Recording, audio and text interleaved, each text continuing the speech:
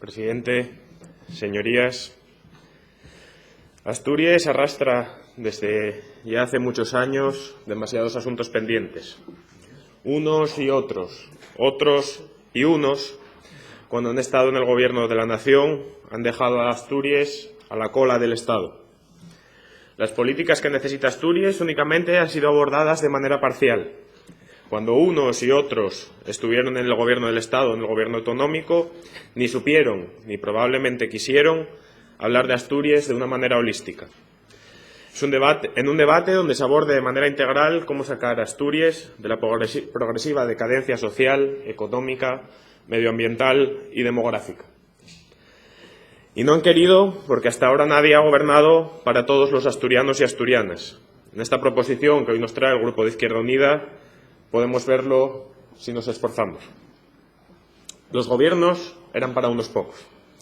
Solo así se explica, por ejemplo, que la variante Pajares se haya realizado por el trazado que en su día se desestimó para la AP66, porque era inviable meter una infraestructura de esas características por ahí.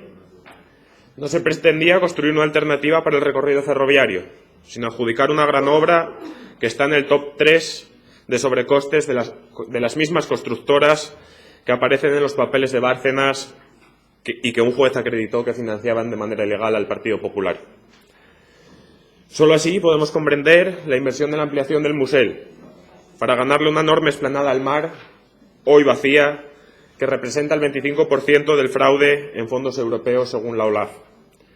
Mientras se cerraban y se cierran las minas asturianas, se aumentaba la entrada de carbón extranjero por el Musel, a la vez que se penalizaba el uso de las energías renovables. Cuando vemos los consejos de administración de, por ejemplo, Endesa, entendemos por qué se impulsan estas políticas y por qué algunos grupos votaron en contra de nuestra moción contra las puertas giratorias. Cuando se premia a los Masabeu con la medalla de oro de Asturias, a pesar de aparecer en la lista Falciani, en los papeles de Panamá y de ser imputados por el fraude del Mosel, entendemos que la aplicación de la PAC en Asturias no esté adaptada a la realidad asturiana. De otra manera, los Masabeu no se podrían llevar más de 1,5 millones de euros de estos fondos europeos que deberían servir para apoyar a nuestro sector primario.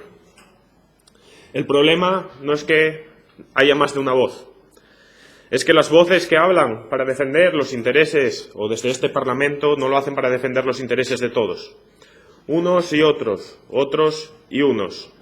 Quienes habéis copado los gobiernos autonómicos y estatales en nuestra democracia, no habéis servido a los intereses de la mayoría de los asturianos y asturianas, sino a los de unos pocos privilegiados. Es por ello que necesitamos un giro, un cambio en lo que se ha hecho aquí en Asturias. Un acuerdo de las prioridades estratégicas para cambiar esta tendencia. Salga el gobierno que salga de las urnas el próximo 26 de junio, este deberá defender la soberanía asturiana. El señor Llamazares ha identificado a la perfección algunas de las prioridades a las que nuestro futuro gobierno debe responder de manera urgente. Si bien creemos que alguna se ha dejado en el tintero, y de ahí nuestras enmiendas. La auditoría de lo que ha pasado con los fondos mineros es tan importante como el pago de la deuda que el Gobierno de la Nación tiene con los asturianos y asturianas. No hay democracia sin memoria. No hay democracia en la opacidad y la maraña tejida por Villa y sus socios. Y si la minería es parte de nuestra identidad como asturianos y asturianas, también lo es la pesca. Artes pesqueras milenarias en nuestra tierra, cada vez más marginadas en detrimento de los grandes arrastreros de otras comunidades autónomas. Un reparto justo para la cuota pesquera es fundamental para que nuestros pesqueros puedan vivir en paz y para el futuro estratégico de Asturias. Dentro del marco de las infraestructuras, necesitamos acabar con el aislamiento de la meseta. No solo terminar y poner en funcionamiento la variante es urgente. El peaje del Huerna discrimina a nuestros vecinos y vecinas, estableciendo una barrera para la conexión con el resto de la península. Quienes vemos habitualmente hablar de las fronteras de Cataluña, a quienes vemos hablar de estas fronteras, nada dicen de las barreras que nos separan del resto de la península. Para romper la dinámica, para construir futuro para nuestros mujeres y paisanos, necesitamos un país cohesionado y, sobre todo, gobiernos que confíen en sus gentes y en sus recursos. El ferrocarril público debe jugar un papel clave en esto.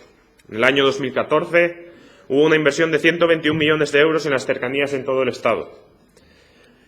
Una inversión ínfima si la comparamos con los 3.198 millones que acaparó el AVE. Es necesario fijar prioridades estratégicas y nosotros no tenemos ninguna duda en que el patrimonio ferroviario que tenemos debe ser potenciado. Invertir en los ramales que son estratégicos, electrificar las líneas que quedan pendientes y desdoblar vías allá donde es necesario. Finalmente, tenemos que hablar del sistema energético y del modelo productivo. No más gobiernos para las eléctricas, señorías. Hay que avanzar hacia el siglo XXI. El modelo energético basado en grandes nodos de producción de energía está obsoleto. Cuanto mayor transporte requiere la energía productiva, más pérdidas sufre y, por tanto, más ineficiente es. En el caso de Asturias, somos netos exportadores de energía y nos llevamos los impactos ambientales en forma de degradación de nuestra calidad del aire o del impacto de las líneas de alta tensión que producen. Ahí tenemos el ejemplo de la línea Soto-Penagos o, sobre la mesa, el anillo central de Asturias o la línea Lada-Velilla. Y mientras, los impactos son para la población, los beneficios son para las eléctricas. Necesitamos un nuevo plan nacional de energía que sea valiente, que apueste por el autoconsumo y las energías limpias. No es baladí. Nuestro sistema energético condiciona la economía de nuestras familias en primer lugar, pero también de la economía asturiana en su conjunto. Necesitamos valentía y coraje. Y finalmente, y ya voy terminando, señor presidente, necesitamos abandonar la precariedad laboral, apostar por un nuevo tejido económico basado en la tecnología, la ciencia y la innovación, que genere alto valor añadido y que permita a nuestra gente vivir en su tierra. Para ello necesitamos el refuerzo de los fondos del CSIC, impulsar la responsabilidad social empresarial, apoyar a nuestros autónomos y nuestras pymes. La pérdida de derechos laborales que los socialistas se negaron a tumbar y que con la derogación de las reformas laborales ha supuesto una continuidad al empleo basura y a los trabajadores pobres. En general, señorías, necesitamos gobiernos que crean en las potencialidades de Asturias. Señoría, ahora apuesten sí, por ellas. Vaya concluyendo. Una frase solo me queda, señor presidente. Gobiernos valientes que crean en las potencialidades de Asturias, que apuesten por ella. Necesitamos creernos lo que valemos, lo que vale nuestra gente, estar a su altura.